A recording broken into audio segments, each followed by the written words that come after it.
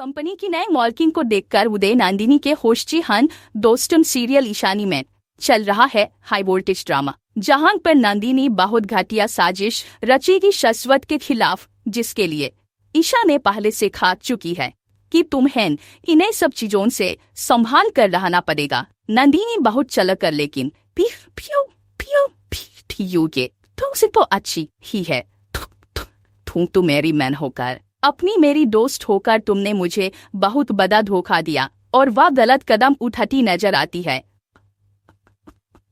नाम करवाकर अपनी कंपनी को बचाने की कोशिश कर रही है। वहीं पर देखने को मिलता है कि कोर्ट के बाहर ईशानी नंदिनी को वकील के साथ बात करते हुए सुन लेती है, जिसमें वह उसे पता चल जाता है कि नंदिनी की कंपनी डूब रही और वह शाश्वत के कंपनी के शेयर्स को बेचकर अपनी कंपनी के डेब्ट क्लियर करना चाहती है। इसके बाद देखने को मिलने वाला है कहानी में बहुत बड़ा ट्रैक, क्योंकि यहाँ पर अब वकील से बात करते हुए नंदिनी की सारी बातें ईशानी सुन लेती है, जिसमें नंदिनी का रही होती किस शाश्वत को पता भी नहीं चलेगा, क्योंकि उसकी कंपनी मेरे नाम होने वाली है, क्योंकि वह ईशानी को तलाक देने वाला है और मैं उससे शादी करके इस कंपनी की मालकिन बन जाऊंगी और मेरी कंपनी को तो बचा ही लूंगी। उसके बाद मैं उसके शेयर्स नाम करूं या ना करूं वह मेरी मर्जी। इसके बाद ईशानी को पता चल जाता है कि नंदिनी बहुत बड़ा धोखा दे रही है संसद को, और अभी इसीलिए यहाँ पर अब ईशानी दाख देने की जगह शाश्वत से अन पेपर्स परेशान करवाएगी, जिसने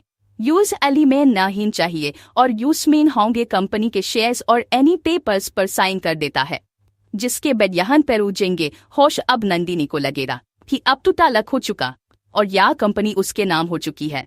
लेकिन दूसरे दिन जब नंदिनी और शाश्वत पहुंचते हैं कंपनी में, जहां पर मालकिन के चेयर पर बैठे हैं कि नंदिनी कोशिश करती है और शाश्वत कहता है कि वह चेयर मेरी है, लेकिन नंदिनी कहती है कि अभी के लिए तो बॉस में ही रहने वाली हूं ना। और लेकिन जैसे वह कैबिन में एंट्री करते हैं उनकी होश उड़ जाते हैं, क्योंकि यूज चेयर पर कोई और न ही ईशानी बैठी होती है और इसी के साथ उठ जाते हैं नंदिनी की होश, क्योंकि उसके अरमानों पर पानी फेर दिया है ईशानी ने। और ईशानी के सामने वीडियो दिखा पर उसकी वकील के साथ जो भी बचत हुए कि बहुत बड़ा धोखा दे रही थे, तो देखने को मिलाने वाला है कि यहाँ पर ईशानी नंदिनी का भांडा फोड़ दी और कहती है तुम मुझे धोखेबाज कह रही हो, लेकिन मैं तो तुम्हारे ही धोखे पर जाल चली है। इसमें कैसा धोखा, और इसी के बाद कहानी बुरी तरह से बदल जाएगी, क्योंकि अब ईशानी बन जाएगी कंपनी की नई मालकिन।